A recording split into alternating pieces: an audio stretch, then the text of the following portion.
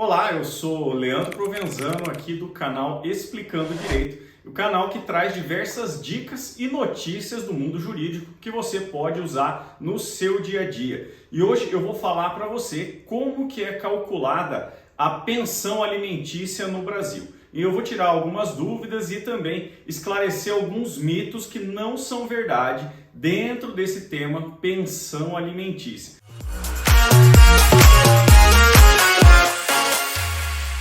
Mas antes de mais nada, eu vou pedir para você se inscrever aqui no canal, curtir esse vídeo e ativar a campainha de notificação para que toda vez que eu trouxer um vídeo novo aqui para você, você seja notificado em primeira mão. E eu vou pedir também para você compartilhar esse vídeo, especialmente com quem paga ou recebe pensão alimentícia, para que ela possa saber dos seus direitos e tirar as dúvidas que às vezes ela nem tem ainda, mas que pode ser que tenha ao longo desse recebimento ou pagamento de pensão alimentícia. E antes de mais nada, vamos estabelecer aqui o que é a pensão alimentícia. A pensão alimentícia é uma verba, é um dinheiro que o alimentante, aquele que paga, ele deve fornecer para o alimentado, que é aquele que recebe, um valor referente a um subsídio, a um custeio de vida. E ele não serve tão somente para pagar alimentos, ele serve também para que essa pessoa possa, além de comprar alimentos, poder se vestir, ter um momento de lazer, pagar gastos com saúde, educação e outras despesas mais. Então ele não está ali limitado somente a alimentos.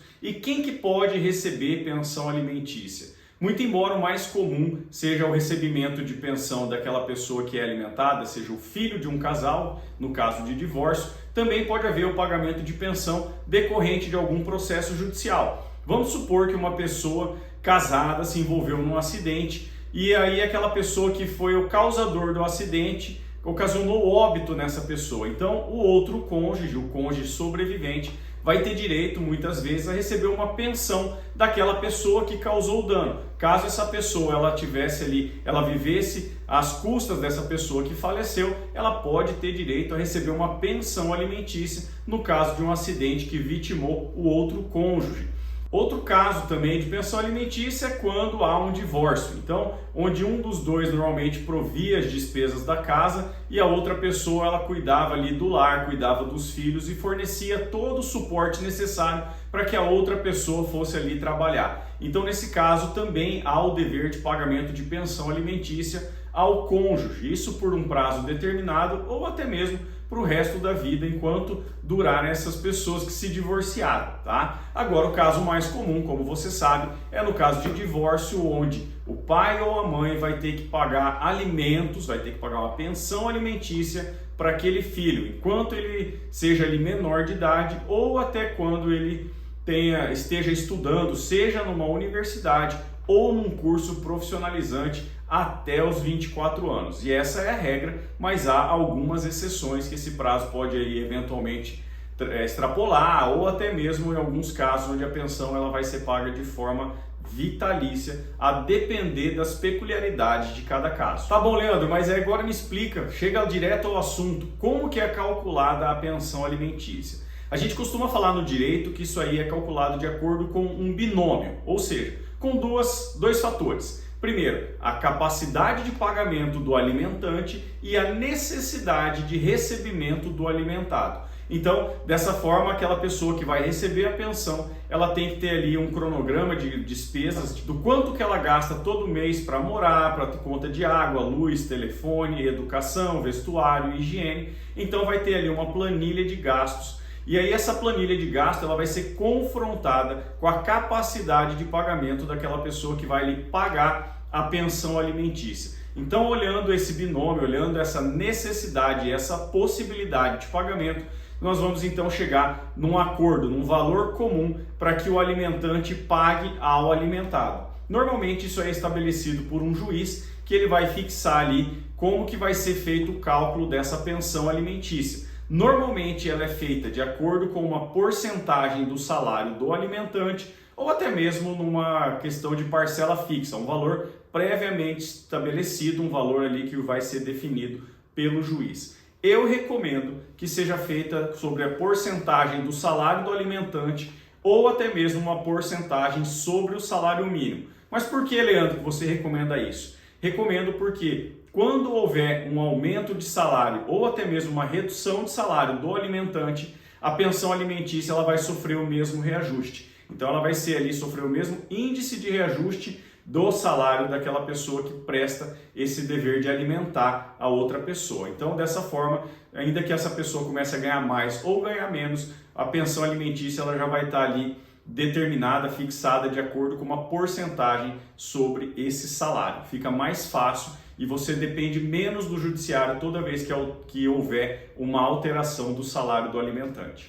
E aí uma dica que eu dou para todas aquelas pessoas que prestam alimento, que são os alimentantes, que pagam a pensão alimentícia, é que sempre façam isso por meio de transferência bancária. Pode ser Pix, pode ser TED, pode ser DOC. Mas por que eu falo isso? Porque ali, caso você perca o comprovante de pagamento, caso você perca esse recibo, você vai poder ali, então pegar uma segunda via no seu banco. Ao passo que se você não tiver o comprovante de pagamento e aquela pessoa que recebe o alimento ou o representante dela falar que você não pagou, você não tiver meios de prova de comprovar que você realmente pagou a pensão, você pode ser obrigado a pagar 2 vezes. E aí eu faço um alerta que aqui no título pensão alimentícia, ele é o único caso ainda dentro do direito brasileiro onde uma pessoa que deve alguma coisa em dinheiro pode ser presa. Então é o único caso dentro da prisão civil aqui no ordenamento jurídico brasileiro que a gente vê aí diuturnamente alguns artistas, alguns atletas que muitas vezes são presos ali por não pagar a pensão alimentícia. Então fica o alerta,